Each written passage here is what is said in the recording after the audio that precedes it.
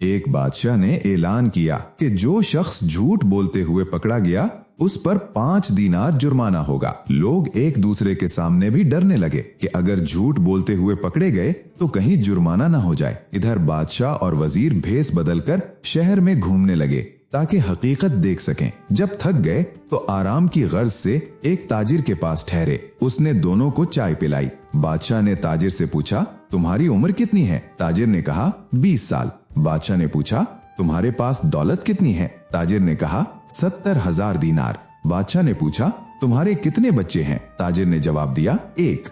वापस आकर उन्होंने सरकारी दफ्तर में ताजिर के कवायफ और जायदाद की पड़ताल की तो वो उसके बयान से मुख्तलिफ निकली। बादशाह ने ताजिर को दरबार में तलब किया और वही 3 सवालात दोहराए। ताजिर ने दरबार में भी वही जवाब दिए। बादशाह ने वजीर से कहा, इस पर 15 दीनार जुर्माना लगा दो क्योंकि इसने 3 झूठ बोले हैं। सरकारी कागजात में इसकी उम्र 35 साल है।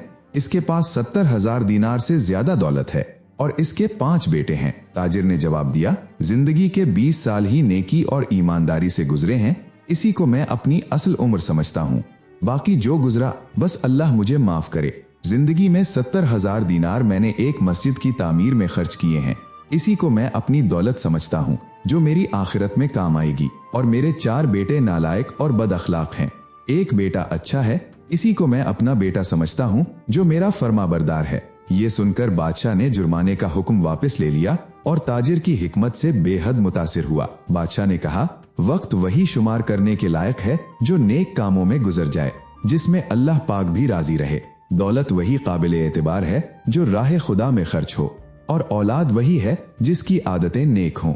ये दुनिया 2 दिन की है। हमसे पहले भी लोग इस दुनिया से गुजर चुके हैं। आज उनकी कब्रें भी मिट गई हैं। असल वक्त, दौलत और औलाद वही है जो अल्लाह की रजा और नेकी में खर्च हो।